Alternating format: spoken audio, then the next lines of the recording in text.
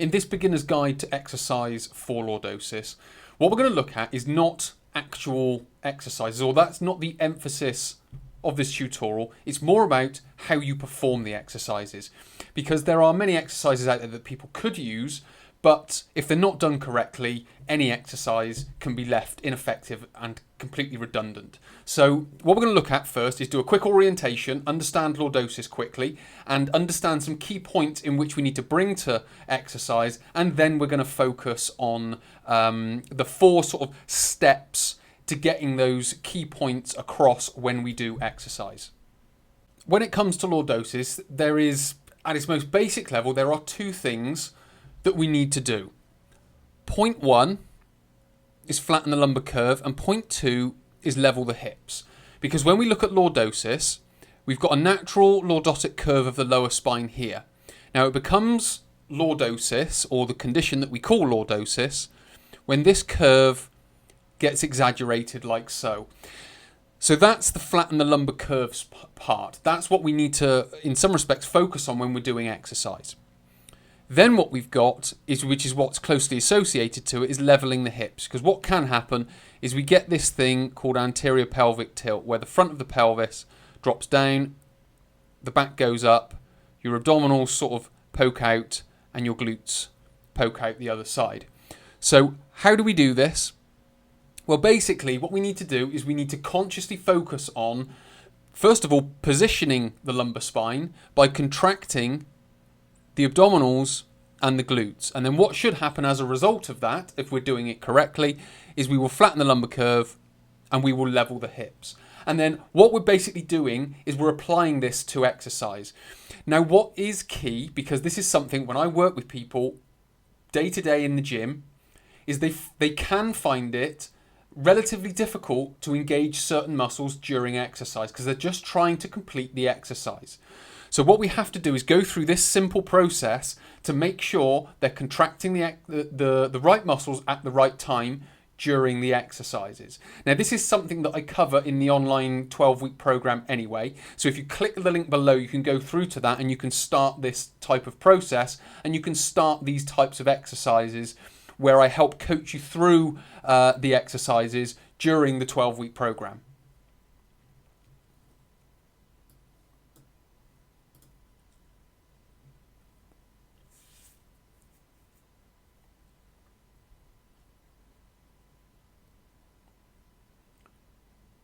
Level 1 of this exercise is just about muscle activation, and we're doing it in a very basic form, because what we're doing here is we're lying on our back, as you can see here. So what happens when we're laid down on our back is muscles will relax. So it allows us, so if we've got tight psoas, tight iliacus, tight hip flexors, whatever it may be, they will be in their most relaxed state when we are in this position with our knees bent here, back along the floor. So we are in the best position to do the 2 things, which is flatten the curve of the spine and rotate the pelvis. So what we need to be able to do is tighten the abdominals and the gluteal muscles. So the abdominals here and the gluteals here. And what that will do is that will flatten the spine and that will rotate the pelvis. So what we're trying to do is we're not going into exercise, because what people do when they go into exercise is they think about the exercise, not the muscles. What we need to do right now is just think about the muscles, forget exercises, and just think, right, to get out of lordosis, I need to be able to flatten this lumbar curve and position the pelvis. So the easiest state or place or position to do this is when we're laid on our back and we can just activate the muscles. So what we're effectively doing is we are pressing the lumbar spine into the floor. Now what you can do is you can put your hand under the arch, because it will probably be in that exaggerated curve position, and then all you're doing is contracting the abdominals, contracting the glutes, which will press that curve down at least into the back of your hand. It may not completely flatten it, we don't need to do that, but what it will do is it will flatten that curve. Level 2, we're moving this on ever so slightly. So what we've talked about is just lying down, muscles are completely relaxed, position the spine and the pelvis. What we're now going to do is just add 1 extra part to it, and we're going to lift hips and we're going to maintain the flattened curve. So all we've basically done is we've taken that lying down position and brought ourselves up into a shoulder bridge or a hip thrust, depending on how you want to do it, because you can do it in a hip thrust type scenario where you go up and down, or you could just go into a shoulder bridge where you just go up and hold, whichever, in some respects, whichever suits you best. We're keeping the same teaching points before, so we're tightening abdominals and glutes, we're positioning these first, then we're going to lift the hips. Now, the reason we're lifting the hips is because when we lift the hips from the floor, what can happen is we can arch the spine. So what we need to be able to do is maintain that flattened curve as we lift the pelvis. So I could just say, go and do a shoulder bridge. Now, if you don't understand all these previous parts, you'll just go and do a shoulder bridge with the potential of arching the lumbar spine. But if we go and do all of this first, and then lift the hips and maintain that flattened curve, we're going to get much more out of the abdominals. We're going to get much more out of the glutes. We're also potentially going to feel extra tightness through the front of the hip. And what we might even find is that there are certain muscles that we feel tightness through than others. What we can then do is we can then start to choose stretches that will focus on those areas of the body over a different area of the body. So what we're not doing is we're not just randomly choosing exercises or just choosing exercises because we've been told to do them. What we're doing is engaging the right muscles. We're going into certain positions. We're feeling what muscles are tightening, and we're choosing stretches from it. Again, all these types of stretches are in the 12-week program. So again, just click the link below and you can go through to it. But what we're trying to do through these 4 stages is move it on in sort of difficulty and complexity. So what we're going to do in level 3 is look at the next part. And this third level is what I would describe as a vertical hip thrust or shoulder bridge, where we're basically down on our knees. Now, the reason we've gone from the lying position to this kneeling position is that when we come upright and when we come vertical, muscles react differently. So as I mentioned right at the very start, when we lie down on the floor, muscles relax. When we go into the shoulder bridge, when we're led down, obviously we will start to contract certain muscles. Now, because we're upright, muscles will start to react even more. Certainly muscles of the spine, because they want to maintain the uprightedness of the spine. If we're led down, they obviously don't need to maintain that uprightedness, so they will start to relax. So when we come up vertically, they will start to react differently. So again, it's just another sort of layer of difficulty or complexity that we have to manage when we go into these positions. So what we're effectively looking at is, as I mentioned, the vertical hip thrust or the vertical shoulder bridge, which is essentially a kneeling position. So all of the different teaching points still maintain. Tighten the abdominals, tighten the gluteals. So again, we're flattening here and we're rotating here. We're flattening here and rotating here, rotating the pelvis, which is the final 2 parts.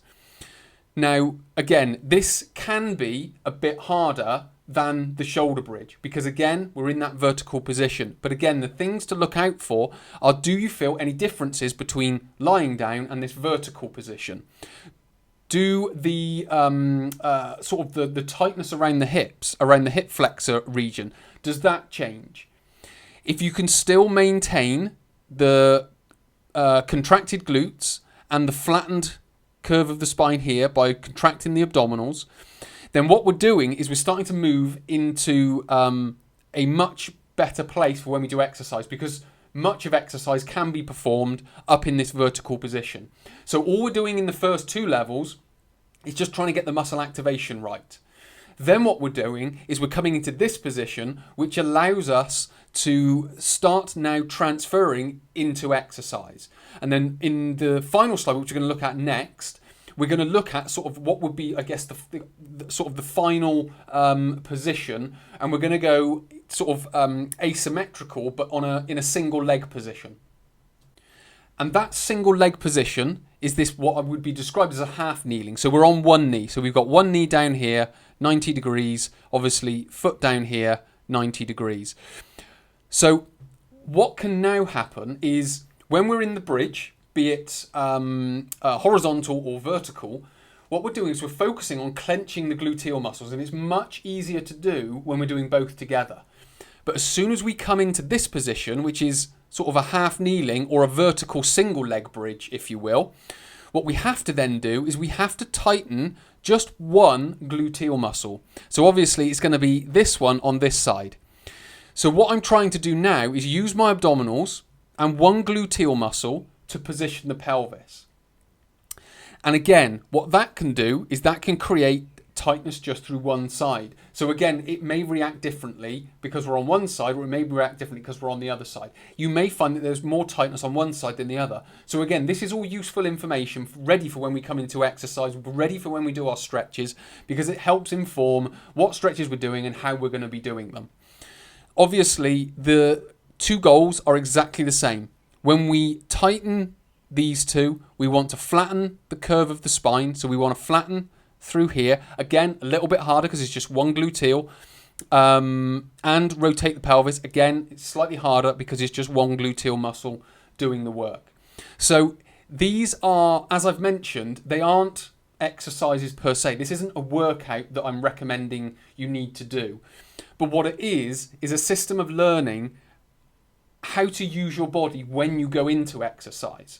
So it can be just sort of a proprietary type of workout. So before you do the workout, go through this little sequence. It may only take 3, 4, 5 minutes because we're just lying down, tensing the right muscles, positioning the pelvis and the spine. We then bring the hips up, again, get the glutes active a little bit more. Try to exaggerate the curve of the spine, but resist it and maintain the flatness of the curve. Then come up vertically to test the muscles a little bit more. It's a little bit harder to position the pelvis as well. And then finally do it in this sort of asymmetrical single leg stance type of position in the half kneeling position. So it's very much just a quick, simple system to get you ready for the exercises that you could be doing in the 12-week plan that I've already put together for you, that if you click the link below, you can go through, you can enroll, and you can get started today. So hopefully this has been helpful. Hopefully it's given you a better idea of how to use your body whilst you're doing exercise for lordosis. So many thanks for watching. My name is Chris. I'll speak to you in the next tutorial.